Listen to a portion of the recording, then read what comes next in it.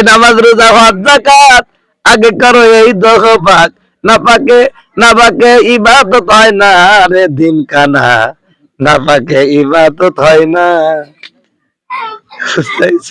কয় নামাজ রোজা হজ যাকাত আগে দিল পাক করতে হবে, দেহ পাক করতে হবে, তারপরে নামাজ পড়তে হবে, না পাকে ইবাদত হবে। দেহ পাক তো ওযু করলে হয়ে যায়, কথা কয় না।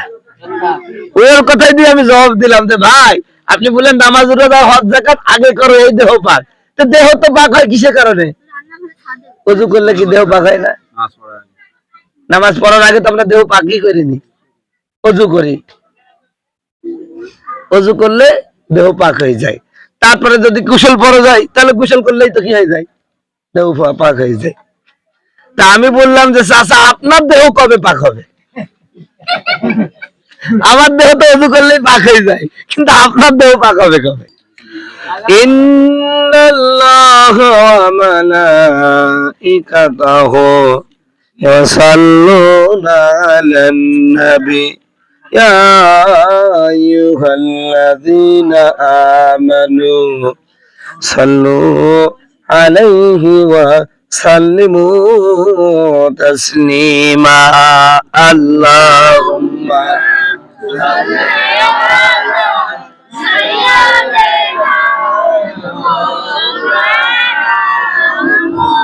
وعلى آل سيدنا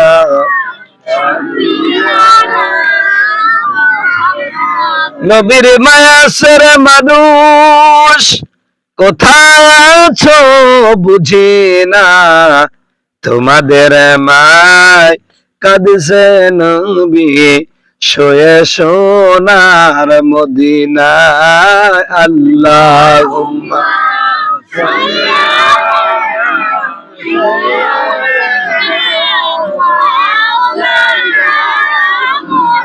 وعلى آله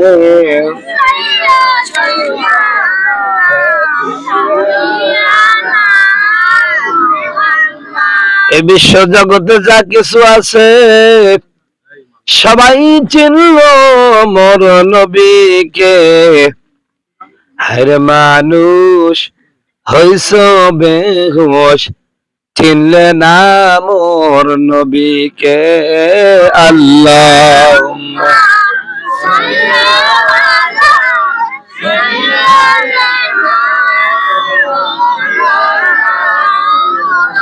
ওয়া আলা আলিহি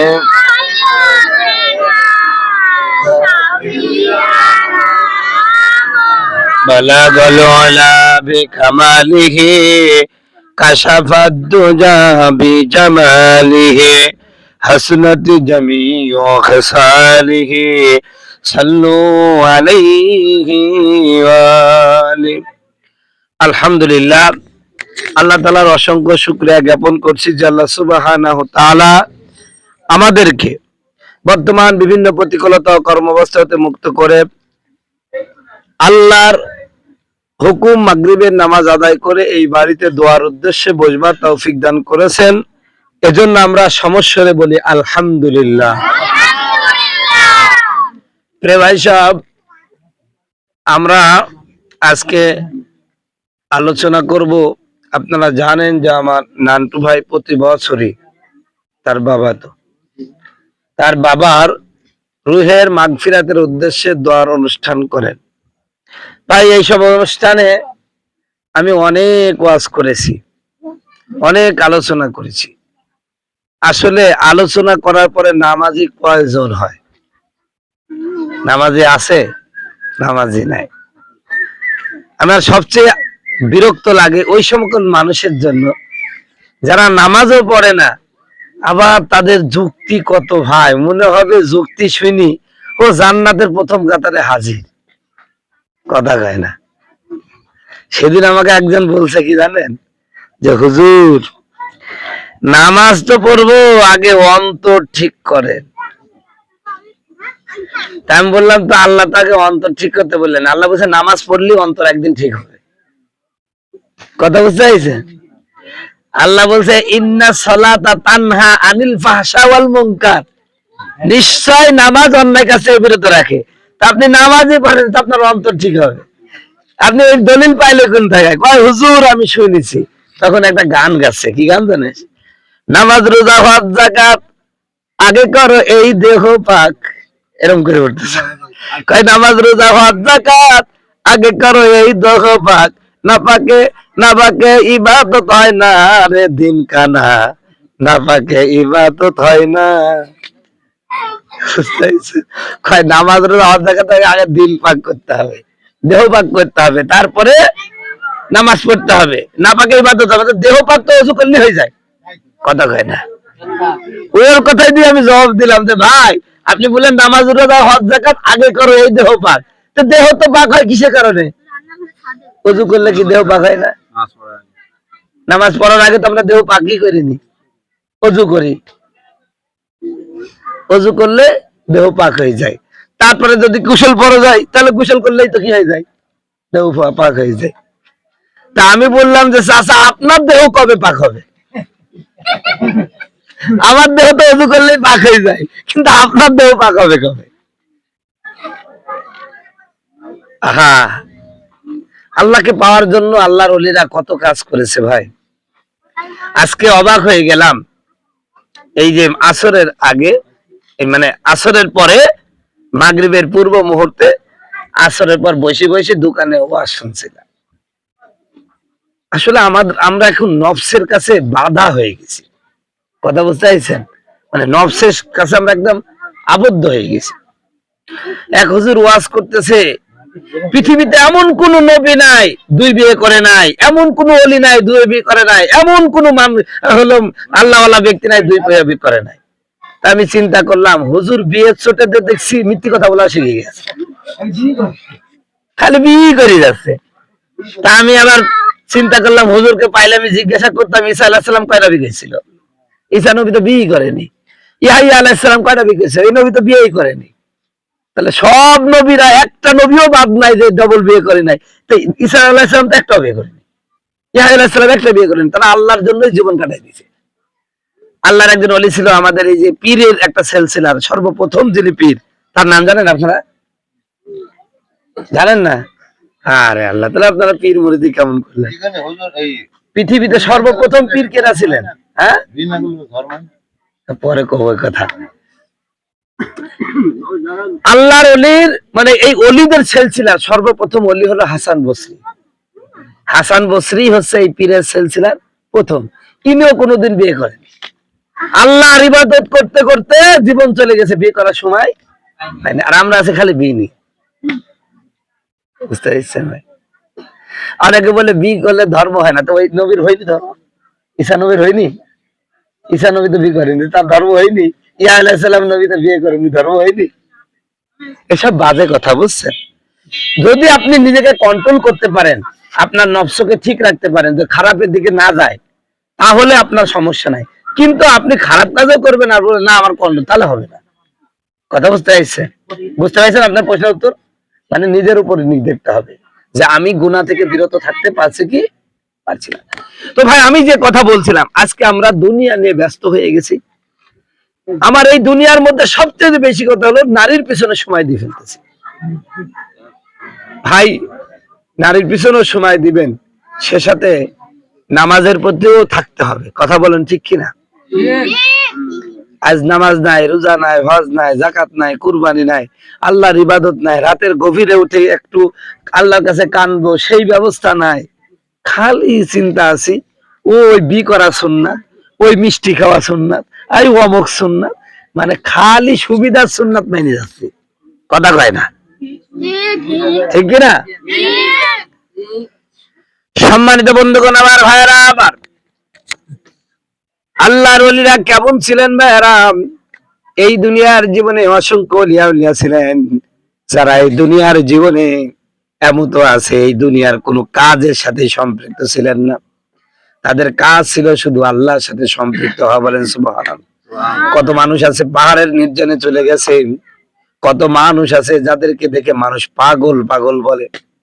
আল্লাহ রাসূল বলছেন তোমরা আমি আল্লাহকে এমন ভাবে ডাকো, এমন ভাবে আমি আল্লাহকে স্মরণ করো, মানুষগণ যেন তোমাদেরকে দেখে পাগল বলে, বলেন সুবহানাল্লাহ। এখন কি আমাদের দেখে পাগল বলে নাকি ভাই? যেই পাগল নামাজ পড়ে না, আল্লাহ জিকিরও করে না, 3 বেলা নিয়ম করে গাঞ্জা খায়, মদের সাথে সম্পৃক্ত থাকে, কথা কয় না, তিনি হলো পীর, তিনি হলো আল্লাহওয়ালা। কে বলেছে? সম্মানিত ভাইরা আমার, বড় পীর আব্দুল কাদের জিলানী রাহিমাহুল্লাহ, তার জীবনী পড়তেছিলাম। ও ভাই, কথায় আছে মা যদি ভালো হয় সন্তান ভালো হবে, কথা বলুন ঠিক কিনা? হযরত আব্দুল কাদের জিলানী রাহিমাহুল্লাহ, ও বন্ধু, যা মুগ্ধি বলে তাই হয়ে যায়। আল্লাহ তাকে একটা ক্ষমতা দিয়েছিল, হাড়ের মধ্যে যদি ফু দিত হাড়ে গোস্ত হয়ে যেত, বলেন সুবহানাল্লাহ।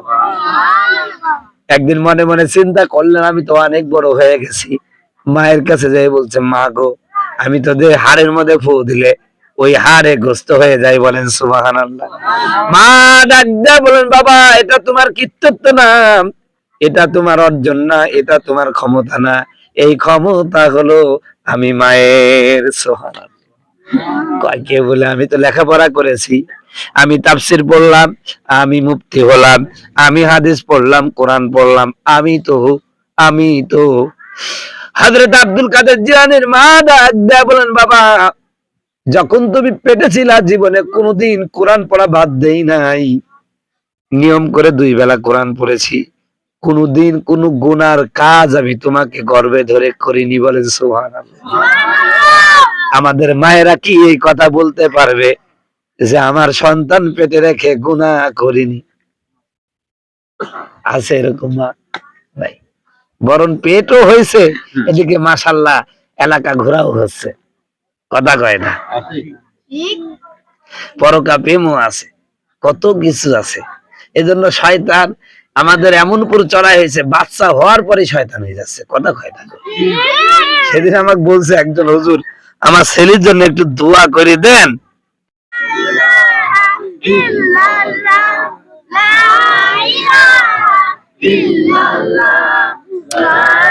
লা ইলাহা ইল্লাল্লাহু মুহাম্মাদুর রাসূলুল্লাহ।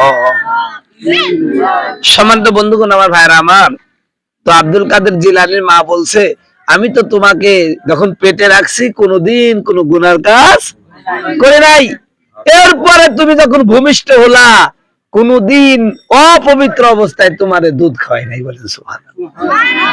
এই সন্তান ভালো হবে না তো আমার সন্তান ভালো হবে? ভাই, আমরা সন্তান বানাই সুদ ঘুষ খাইয়া, পরে দেখা যাচ্ছে হুজুরের সাথে বেয়াদবি করে, আলেমদের সাথে বেয়াদবি করে, আল্লাহওয়ালা মানুষদের সাথে বেয়াদবি করে, নামাজি মানুষদের সাথে বেয়াদবি করে। যেগুলো এগুলো করে দেখবেন যে এরকম সুদ খাই, ওর বাপ ওর মা ওই সুদ খাওয়া অবস্থায় জন্ম হয়েছে, কথা কয় না? আচ্ছা, সুদের গুনাহ সবচেয়ে খারাপ গুনাহ না ভালো গুনাহ? সর্বনিম্ন গুনাহ কি বলেন তো? কেউ যদি 1 টাকা পরিমাণ সুদ খায়, সে তার নিজের মায়ের সাথে জেনা করছে, নাউজুবিল্লাহ। জোরে এই সমস্ত ওয়াজ গুলো করলে আবার অনেক রাগ করতে পারবে। আজকে সুদ প্রতিটা পরিবারে আছে, আছে কি নাই? সবাই আছে, কেউ দুধ দিচ্ছে আর কেউ নিচ্ছে, যাইনি শুনেই খাচ্ছে। আমার বন্ধুগণ, আমার ভাইয়েরা, এজন্য আমি আপনাদের প্রতি উদাত্ত আহ্বান জানাচ্ছি, ভাই, আল্লাহর জান্নাত এত সহজ না, আবার যাওয়াও সহজ আছে। নবীজি বলেছেন, কেউ যদি কয়েকটা শর্ত পালন করে, 1 নাম্বার হলো হালালকে হালাল জানবে, হারামকে হারাম জানবে, অর্থাৎ হালাল খাবে, হারাম থেকে বিরত থাকবে। এই 2টা কাজ যদি কেউ করতে পারে, আমার আল্লাহ তাকে জান্নাতুল ফেরদাউসের মালিক বানায় দিবে, বলেন সুবহানাল্লাহ। কয়টা কাজ ভাই? 1 নাম্বার কি করবেন? হালাল খাবেন, আর 2 নাম্বার হারাম ত্যাগ করবেন। হারাম ত্যাগ করবেন। কত মানুষ আছে, কত আছে জানেন, হারাম এর মধ্যে চলছে। রাসূল বলছেন, কিয়ামতের ময়দানে 5টা প্রশ্ন না করে আল্লাহ কাউকে 1 পা আগাতে দিবে না। কয়টা প্রশ্ন? 1 নাম্বার প্রশ্ন, তুমি কোন পথে আয় করেছো, কোন পথে ব্যয় করেছো। আপনি আয় করলেন হালাল পথে, কিন্তু ব্যয় যদি আবার হারাম পথে হয়, তাহলে আল্লাহর কাছে ধরা খেতে হবে। কথা বুঝতে পারছেন?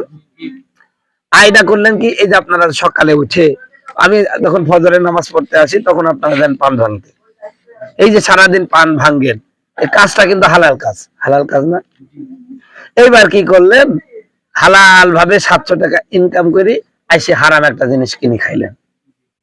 তাহলে আয়টা হলো কি হালাল, হালাল, আর ব্যয়টা হলো কি হারাম। তাহলে এটা হওয়া যাবে না। আপনাকে ইনকাম করতে হবে হালাল পথে, ব্যয়টাও হারাম পথে, হালাল পথে করতে হবে। হারামের সংমিশ্রণ থাকা যাবে না। আজকে আপনারা বলেন না হুজুর, এই যে গোটা পৃথিবীতে মানুষ মায়ের খাচ্ছে, আপনারা এত দোয়া করছেন, কবুল হয় না কেন? তাই হুজুরের পেটে তো ঠিক নেই, কথা কয় না। হুজুরকে দাওয়াত করছেন, ও দেখা যাচ্ছে অনেক বাড়ি আছে, কি জানেন, ও সুদের পর টাকা নিয়ে এসে মিলাদ দেয়, কথা কয় না। হুজুর এবার ওই শুধু খাই ফেললো, কথা করছে না কে? হুজুরের পেট ঠিক আছে না। একটা গল্প বলি ভাই। এক রাজা, বুঝছেন, এক রাজা এক আল্লাহওয়ালা মানুষের সাথে বিয়াদবি করেছে, কথা বুঝতে পারছেন? তো বিয়াদবি করলে ওই এলাকার ওই আল্লাহ আল্লাহ লোক আবার একজনের কাছে বিচার দিছে, এই লোক আবার দোয়া করলে কবুল হয়ে যায়, কথা বুঝতে পারছেন ভাই? কথা শুনছেন আমার? দোয়া করলে কি হয়ে যায়? কবুল হয়ে যায়। বাদশার কাছে কানে গেল যে তুমি যে অমুকের সাথে খারাপ ব্যবহার করলা, ও তো এই যে অমুক ব্যক্তির কাছে, ও আবার দোয়া করলে কিন্তু কবুল হয়ে যায়। তখন বাদশাহ বলছে, দোয়া যেন কবুল না হয় সেই কাজ আমি করে ফেলবো। তা কি কয়, অমুককে নিয়ে আসো, বুঝতে পারছেন? রাজা ওকে নিয়ে আসছে এবং এলাকা সবাইকে দাওয়াত করছে, বুঝতে পারছেন? দাওয়াত করার পরে বাদশাহ বলতেছে, আজকে আমার বাড়িতে সবার দাওয়াত, সবাই দাওয়াত খাইছে। এইবার ওর যে খাস লোক তাকে বলতেছেন, হুজুরের পাতে যে খাবারটা দিবা, এমন মুরগির খাবার দিবা যে মুরগি বিসমিল্লাহ বলে জবাই হয়, কথা বুঝতে পারছেন? আর হুজুর যদি জিজ্ঞাসা করে বলবা হ্যাঁ হয়েছে, কথা বুঝতে পারছে? এইবার ধরেন দাওয়াত করেছে, সবাই খাচ্ছে, তো হুজুরকেও খাওয়াইছে, হুজুরকে আরো ভালো করে খাওয়াইছে। এবার খাওয়াইলে ওই মুরগির গোস্ত দিচ্ছে, হুজুর বলছে গোস্ত দিচ্ছে, ভালো গোস্ত তো? না হুজুর আপনার জন্য, আরে কয় না দেখো আপনার জন্য খুব ভালো করে দিয়েছি, ঠিক আছে। পরে ধরেন ওইটা খাওয়া দিয়েছে, বুঝছেন? দিয়ে খাওয়া দেওয়া যখন চলে গেছে, তখন উনি খাওয়া দাওয়া শেষ, বলছে শোনেন, এতদিন পর্যন্ত এই যে অলি যাকে বলেন যে সে দোয়া করলে কবুল হয়, আজ থেকে তার দোয়া আর কবুল হবে না। কয় কে? কয় ও দোয়া করলে কবুল হয়ে যায়, মানুষের সমস্যা এতদিন পর্যন্ত। আমি আজকে একজনের সাথে খারাপ ব্যবহার করেছে, সে আবার এর কাছে বিচার দিছে, ও নাকি আজকে হলো রাতে দোয়া করবে, তা আমি তাকে হারাম মুরগির গোস্ত খাওয়া দিছি, কথা বুঝতে চাইছেন? বাস, এখন ও দোয়া করলে আর কবুল হবে না। ভাই আমাদের অবস্থা এখন ওইরকম হয়ে গেছে। আজকে আমাদের পেটের মধ্যে কি চলে গেছে ভাই? হারাম চলে গেছে। মসজিদ এসি কত সুন্দর, স্প্রে হচ্ছে, আতর সব হচ্ছে, কিন্তু মসজিদের মধ্যে দেখেন সবই সুদখোর, ঘুষখোর, জেনাখোর, মানুষকে ওজনে কম দেয়া, খাদ্যে ভাজাল দেয়া, পরের জমিন নেওয়া, সব মুসল্লি দাঁড়িয়ে আছে, কথা কয় না। কালকে ফেসবুকের মধ্যে একটা লেখা পড়লাম, আমাকে বলছে হুজুর মদ খাই কেউ মসজিদে ঢুকলে তো মসজিদে গিয়ে ঢুকতে দেবেন তাকে? আমি বললাম যে না, ঢুকতে তো দিব না। আমি বললাম মদ খাওয়া, ও আমি বলছে মদ খাওয়া কি? হারাম। সুদ খাওয়া কি হারাম? যে আরাম না হারাম? কয় শুধু হারাম। তাহলে মদও হারাম, সুদও হারাম, তা আপনারা মদ করকে মসজিদে ঢুকতেই দেন না, সুদ করকে আপনারা কাছে টাইনি মসজিদের প্রথম কাতারে যে বসা দেন, কথা ঠিক না? আসলে সবাই তো হারাম খোর, কথা কয় না? এটা দেখা যাচ্ছে, ওটা দেখা যাচ্ছে না, কথা কয় না। এই জন্য ভাই আমার যে আলোচনা, আমার আলোচনার দ্বারা এটাই আপনাদের বোঝাতে চাচ্ছি ভাই, নামাজ অবশ্যই পড়বেন, সাথে নামাজের সাথে আমাদের আচরণটাও কি করতে হবে ভাই? বদলাতে হবে। আপনারা আমরা যদি সবাই হালাল পন্থায় থাকতাম না, দেখতেন দেশে কোনো হানাহানি থাকতো না, মানুষের মধ্যে ভেদাভেদ, হিংসা, বিদ্বেষ থাকতো না। আমরা সবাই চিন্তা করি আমার প্রচুর টাকার দরকার, কি দরকার ভাই? আল্লাহ পাক আমাকে আপনাকে যে খাওয়াচ্ছেন, এমনি এমনি খাওয়াচ্ছেন না, এইগুলো আল্লাহ পাক প্রত্যেকটা হিসাব নেবেন। এইবার একটা ঘটনা বলি, আমাদের আজকের বক্তব্য শেষ হয়ে যাবে। মানে আমি আপনি যা করছি সবই আল্লাহ পাক হিসাব নেবে। আপনারা কোরআন শরীফের সূরা তাকাসুরের নাম শুনেছেন? আল্লাহ কুমুত তাকাসুর, এই সূরার শেষের আয়াতে আল্লাহ বলছেন সুম্মা লাতুসআলুন্না ইয়াউমা ইযিন আনিন নাঈম। ও বান্দা, তোমাকে আমি যা নিয়ামত দিয়েছি প্রত্যেকটা নিয়ামতের আমি জিজ্ঞাসা করব, তুমি আমার নিয়ামতের কতটুকু শুকরিয়া আদায় করছো। আল্লাহ নবী মুহাম্মদ সাল্লাল্লাহু আলাইহি ওয়াসাল্লাম দুপুর বেলায়, বুঝছেন, আপনারা জানেন সৌদির মানুষ কিন্তু দুপুরে বাইরে বের হয় না। প্রচন্ড ক্ষুধা লাগলো, এত ক্ষুধার্ত আল্লাহ রাসূল সহ্য করতে পারলেন না, তাই তিনি বাড়ির থেকে বের হয়ে অসময়ে রাস্তায় হাঁটতেছেন। কিছুক্ষণ পরে হযরত আবু বকর এরকম বের হয়েছে, উনারও বিশাল ক্ষুধা পেয়েছে। আল্লাহ রাসূল বলছেন, কি ব্যাপার আবু বকর, এই অসময়ে তুমি রাস্তায়? কয়, হুজুর আমার পেটে বড় ক্ষুধা, সহ্য করতে পারছি না, তাই চিন্তা করলাম বাইরে বেরোয় একটু ব্যবস্থা করা যায় কিনা খাবারের। তখন আল্লাহ রাসূল বলছে, আমারও তো তাই, চলো সামনে যাই। কিছুক্ষণ পরে দেখো হযরত ওমর রাদিয়াল্লাহু তাআলা আনহু তিনিও বাইরে বেরিয়েছে। তা আল্লাহ রাসূল বলতেছেন, কি ব্যাপার ওমর, তুমি এই মুহূর্তে কেন? তখন হযরত ওমর বলছে, ইয়া রাসূলুল্লাহ, আপনার যা সমস্যা আমারও সেই সমস্যা। সুবহানাল্লাহ। রাসূল বলছেন, চলো আমরা সামনের দিকে যাই। আল্লাহ রাসূল যাইতে যাইতে যাইতে যাইতে রাসূলের একজন সাহাবী, নাম হলো আবু আইয়ুব আনসারী। সাহাবীর নাম কি? আবু আইয়ুব আনসারী। এই সাহাবীর বাড়িতে যে সালাম দিলেন, তার তিনি বাড়ি ছিলেন না, তার স্ত্রী একটু দূরে ছিল। রাসূল পরপর 3 বার সালাম দিলেন। কারো বাড়িতে ঢুকতে হলে কয়বার সালাম দিতে হয়? প্রথমে একবার দিবেন, একটু অপেক্ষা করবেন, আবার যদি উত্তর না পান আরেকবার, একটু অপেক্ষা করবেন, আরেকবার দিবেন। 3 বারের পরেও যদি কোনো সালামের জবাব না আসে, ওই বাড়িতে আর প্রবেশ করবেন না। আমরা কি করি ভাই? কিসের সালাম? লোকের বউ কি অবস্থায় থাকুক না থাকুক, দিল ঢোক, কথা কেন দেব দৌড়। অনেক সময় এরকম অবস্থা তৈরি হয়, কারণ বাড়ির মধ্যে তো সবাই সব রকম থাকে না। বাড়ির মধ্যে আছে ওর মতন আছে, আর আপনি ভুস করে ঢুকে গেলেন, এটা কিন্তু নাজায়েজ হারাম কাজ। ওই যে সুদ খাওয়া যেন হারাম, ঘুষ খাওয়া যেন হারাম, পরের বাড়িতে সরাসরি ঢুকে যাও কি হারাম। হারাম বলতেছি কিনা হারাম, কথা বুঝতে চাইছেন? এই যাই হোক বন্ধুগণ, আমার ভাইরা, আবার আল্লাহ রাসূল 3 বার সালাম দিলেন, জবাব এই কথা কয়। তো 3 বার সালাম দিয়ে যখন বাড়িতে জবাব পেলেন না, রাসূল ফিরত আসছেন। এই পর্যায়ে রাসূল ওই আবু আইয়ুব আনসারীর স্ত্রী গেটের কাছে এসে বলছে, ইয়া রাসূলুল্লাহ, আপনি চলে যাচ্ছেন কেন? কারণ আমি তো সালাম দিলাম, জবাব পেলাম। হুজুর আসেন। ভিতরে গেছে। ভিতরে গেলে উনি বললেন, বসেন, আপনার সাহাবী আইয়ুব আনসারী উনি পানি আনতে গেছে। তো এর মধ্যে হযরত আবু আইয়ুব আনসারী বাড়িতে বসে দেখছে পৃথিবীর সবচেয়ে বড় দামি মেহমান, যাদেরকে দাওয়াত করে আনা সম্ভব নাই, আমার রাসূল, আবু বকর, ওমর, 3 জনই তার বাড়িতে বসা। উনি তো সেই খুশি, বসে কলস, পানির কলস রাখি, সাথে সাথে খেজুর গাছে উঠছে। উঠে 3 ধরনের খেজুর পারছে, কাঁচা, আধা পাকা, পাকা। 3 ধরনের খেজুর পেরে রাসূলকে দিয়েছে, হুজুর আপনি একটু নাস্তা করেন। আল্লাহ রাসূল বলতেছেন, আবু আইয়ুব আনসারী, তুমি কাঁচা খেজুর পারছো কেন? তো রাসূলের প্রতি সাহাবায়ে কেরামের ভালোবাসাটা দেখেন। হযরত আবু আইয়ুব আনসারী বলে, ইয়া রাসূলুল্লাহ, ইয়া হাবিবাল্লাহ, আপনার সামনে আমি তাজা, কাঁচা, পাকা খেজুর রেখেছি, কারণ আপনার এই হাতটা হলো বরকতের হাত। আপনি যেই খেজুরে হাত দিবেন, ওই খেজুরে আল্লাহ পাক বরকত দিবে। বলেন সুবহানাল্লাহ। সাহাবী বলেন, হুজুর আপনারা আমি মেহমান হিসাবে পেয়েছি, আপনি যদি খেজুর খান আল্লাহ বরকত দিবে।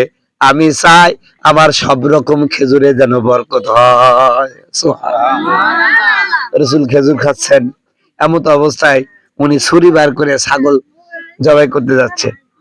তা রাসূল বললেন, আবু আইয়ুব আনসারী, খবরদার, দুধওয়ালা বাচ্চাওয়ালা ছাগল তুমি জবাই করো না। এখনো কিন্তু এই নিয়ম আছে সৌদিতে। আমি সেদিন, আমার এক বন্ধু সৌদি আছে, কয় ওরা ওই খাসি ছাগল বেশি জবাই করে, যেগুলা দুধ দেয়, পাটি ছাগল জবাই করতে চায় না, কয় এগুলোতে বাচ্চা হবে আরো। কথা বুঝতে চাইছেন? এই জন্য খাসিটা ওরা বেশি, খাসি তো খায় না, পাটা খায় আর কি। ওই দেশে ওরা খাসি করে না। আর ওই পাটা ওরা পুষতে পারে কি জন্য, ওরা খুব বড় করে না, বুঝছেন? আমরা তো 4-5 মাসের বাচ্চা খাইনি, 3 মাসের বাচ্চা খাই, মরে গেলে ফেল দিয়ে আসি। ওরা 3 মাসের বাচ্চাই খেতে পারে। কথা বুঝতে চাইছেন? 3 মাস 4 মাস হলেই ও জবাই করি একাই বসা দেয়। কথা বুঝতে চাইছেন? তো আবু আইয়ুব আনসারীকে আল্লাহ রাসূল বললেন যে খবরদার দুধওয়ালা বাচ্চাওয়ালা ছাগল জবাই করো না। তো ছোট একটা খাসির বাচ্চা জবাই করে এবার স্ত্রীকে বললেন তুমি আটা দিয়ে রুটি বানাও। তো রসুলের কাছে গোস্ত রান্না করে রুটি নিয়ে আমার রসুলের কাছে আসলেন। রসুল সাল্লাল্লাহু আলাইহি ওয়াসাল্লাম, আবু বকর, উমর তিনজন পেট ভরে খাইছে। খাওয়ার পরে খাওয়া যখন শেষ রসুল দোয়া করছেন। দোয়া করার পরে বলছে আবু বকর, উমর, আল্লাহ আমরা ছিলাম ক্ষুধার্ত, ওই ক্ষুধার্ত থেকে দেখো পেট ভরে খাওয়াইছে। তোমরা কি জানো এই যে আল্লাহ পেট ভরে খাওয়ালো ক্ষুধার থেকে, এখন পেট ভরিয়ে দিল, কিয়ামতের ময়দানে এই গোস্তের টুকরাও হিসাব আল্লাহ পাক নিবে। বলেন সুবহানাল্লাহ। তোমাকে এমনি এমনি খাওয়াই নাই। আল্লাহ বলবে আমি যে তোরে পেট ভরে খাওয়ালাম, তুই এই খাই আমার কোন কাজটা করলি। রাসূল বলেছেন কেউ যদি এবার পেট ভরে খেয়ে সে যদি আল্লাহর হুকুম মানে সেই খাবারের হিসাব আল্লাহ নেবে না। বলেন সুবহানাল্লাহ। তো সম্মানিত ভাইরা আমার, রাত্র গভীর হয়ে যাচ্ছে, এসব টাইম হয়ে গেল। আপনাদের কাছে উদাত্ত আহ্বান জানাবো ভাই, এই নান্টু ভাইয়ের